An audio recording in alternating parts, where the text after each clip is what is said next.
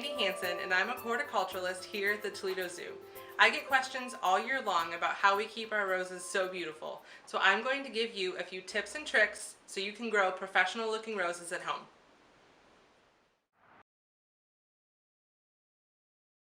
A good rule of thumb is once the forsythias bloom, you can start uncovering. So I'm just spending a lot of time uncovering all the mulch I put on in the fall, mulching the beds and giving our new rose canes a chance to have a thriving start.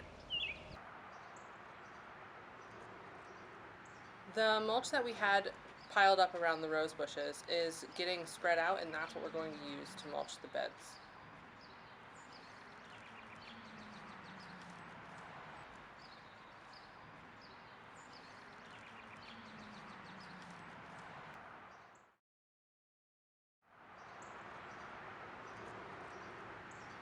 When we're pruning, we shape our rose bushes to promote airflow through the center of the plant. That cuts down on disease. We prune out any overlapping canes to prevent damage, and we prune to an outward-facing bud to keep the desired shape.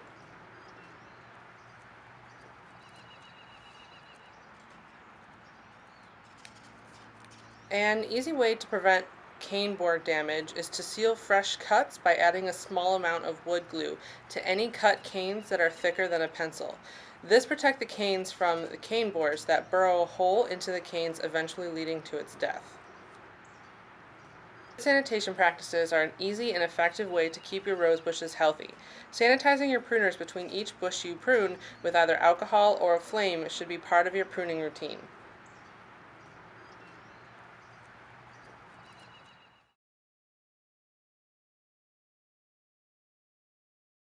So once you've enjoyed all that your roses have to offer as far as color and beauty and fragrance, and the petals start to look like they're fading either because of insect damage or because of the elements, deadheading is a gardener's best friend. It's basically our way of fooling Mother Nature and telling the plant to divert its energy that it would have been putting into producing viable seed, into putting into creating new growth, so we have blooms that last all summer. When you're deadheading, an easy rule to follow is to cut back to the first true leaf growing from a point on the cane that has at least the thickness of a pencil. The resulting new growth won't be any thicker than the last point it was cut, so deadheading a bit farther down the cane ensures that the new stems will be able to support the weight of our new flowers.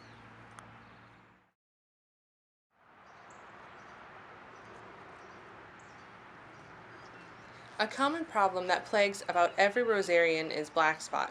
Black spot is a nasty fungus that presents itself as black spots on rose leaves, petioles, and canes. The fungal spores germinate in water at temperatures near 75 degrees Fahrenheit, so cool, breezeless, rainy spring days are perfect conditions for a black spot breakout. Left unchecked, black spot can prematurely defoliate an entire rose bush, weakening it enough so that the plant may eventually die. Once the symptoms can be seen on rose leaves, that leaf can't be cured. The black spots we're seeing are actually dead tissue, but the spread can be controlled. There are many commercially available fungicides that are great at keeping black spot in check. Here at the zoo, we spray about every week. A time-consuming but organic way to control black spot is to manually remove infected leaves. This includes the leaves that have already fallen and may be laying around the base of the rose bush.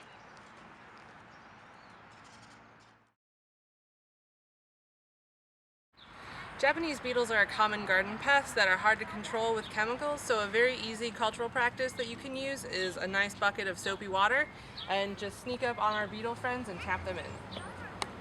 They won't be able to escape and they will drown. Once they are dead and you're done with your bucket, you can just toss it back into your grass for nature to take its course and another insect to scavenge on our beetle friends. This practice is best done in the early morning or early evening when the beetles are less active.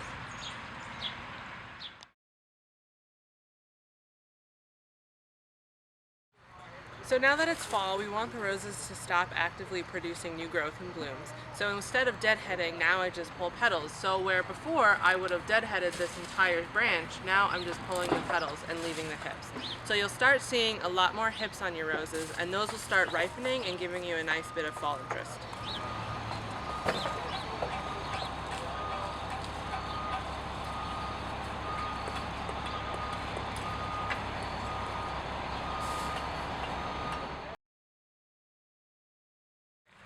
So now that we have temperatures that are consistently below freezing, we can safely assume that our roses are dormant and we can start pruning them back for the winter.